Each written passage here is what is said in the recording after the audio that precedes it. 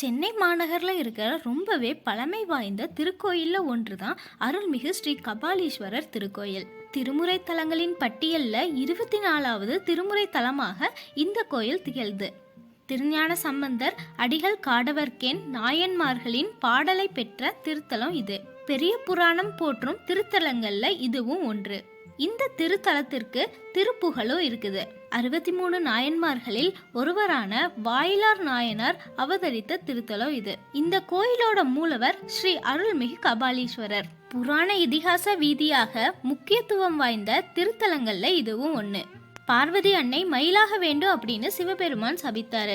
அதன்படி பார்வதி அன்னை மயிலாக மாறினாங்க. தாம் பழைய வடிவம் பெற என்ன வழி அப்படின்னு கேட்டபோது பிரம்மா என்ன வழிபட்ட கபாலீஸ்வரத்துக்கு சென்று என்ன வழிபடு அப்படின்னு சிவபெருமான் சொன்னாரு. அதன்படி மயில் வடிவத்துல இந்த தலத்துக்கு வந்து பார்வதி அன்னை கபாலீஸ்வரராக விளங்கும் சிவபெருமான வணங்கி அன்னை உருவம் பெற்று கற்பகாம்பாளாக இந்த கோயில்ல திருவருள் செய்யறாங்க. உங்களை வழிபட்ட இந்த தலத்துக்கு மயிலாபுரி அப்படின்னு பேர் வர வேண்டும்னு மயில் வடிவத்துல இங்க நான் ஏற்படுத்திய தீர்த்தத்துக்கு மயில் தீர்த்தம் அப்படின்னு பேர் வர வேண்டும் அப்படின்னு கேட்டுக்கொண்டாங்க. அதனால இந்த தலத்துக்கு மயிலாபுரி அப்படின்னு பேர் வந்துச்சு. மயிலாப்பூர் அப்படின்னு மாறி மயிலே அப்படின்னு சுருக்கமா அழைக்கப்படுது. பண்டைய கால புராணங்கள்ல ஒன்று சிவன் பிரம்மாவை சபித்தது. பிரம்மாவுக்கு கோயில் கிடையாது அப்படின்னு பிரம்மாவுக்கு உதவியாக பொய் சாட்சி சொன்ன தாளம்பு சிவ பூஜையில சேர்க்க கூடாது அப்படின்னு கூறினாரு சிவபெருமான். பைரவரை உருவாக்கி பிரம்மாவின் ஒரு சிரத்தை கொய்ய சொன்னாரு. அதனால 5 தலைகளை பெற்றிருந்த பிரம்மா 4 தலை கொண்டவராக மாறினாரு. அதுக்கப்புறம் விமோச்சனம் வேண்டி சிவபெருமானை பிரம்மா வழிபட்ட திருத்தலங்கள்ல இதுவும் ஒண்ணு. இங்க சிவபெருமான வழிபட்டு 4வது கோஷத்தை பெற்றாரு பிரம்மா. நான்முகனான பிரம்மா சிவபெருமான நோக்கி இந்த தலத்துக்கு நான் உங்களை வணங்கியதாலும் நீங்க பிரம்ம கபாலம் ஏந்தியதாலும் இனி இந்த தலத்துக்கு பிரம்ம கபாலீஸ்வரன் அப்படின்னும் உங்களுக்கு கபாலீஸ்வரர் அப்படின்னு பெயர் வர வேண்டும் அப்படின்னு கேட்டுக்கொண்டாரு. அப்படியே ஆகட்டும்னு சிவபெருமான் அருளினாரு. இந்த தலத்துல பிரம்மாவை வணங்கினா நல்ல பலன் கிடைக்கும். இந்த தலத்து சிவபெருமான் வேதங்கள் வணங்கினாரு. ராமபிரான் ஜடாயுவுக்கு இறுதி சடங்கு செய்த பின்பு இங்க வந்து கபாலீஸ்வரரை வணங்கினாரு. ராமபிரான் முடிசூட்டி கொண்ட பின்பு மீண்டும் இங்க வந்து ஐப்பசி திருவோண விழாவில் கலந்து கொண்டு வழிபட்டாரு. முருகப்பெருமான் தாய் தந்தையரை வழிபட்டு பேரு பெற்றதுனால சிங்காரவேலன் அப்படின்னு பெயர் பெற்றாரு. அதே மாதிரி எண்ணற்ற சிறப்புகள் இந்த தலத்துக்கு இருக்குது.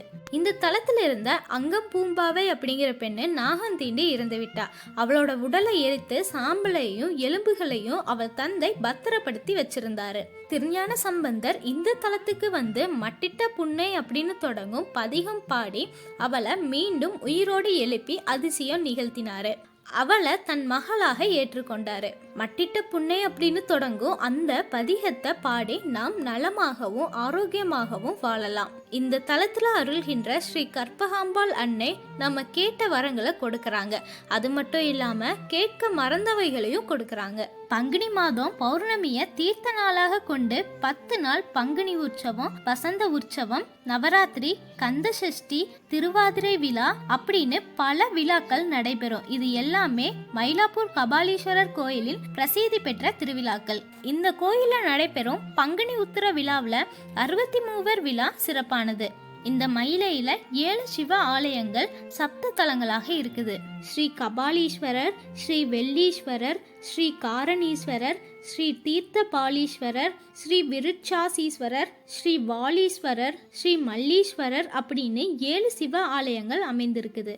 இங்குள்ள ஈசனை வழிபட்டவங்களுக்கு மன நிம்மதி கிடைக்கும். இது இந்த தலத்தின் மிக முக்கிய சிறப்பு.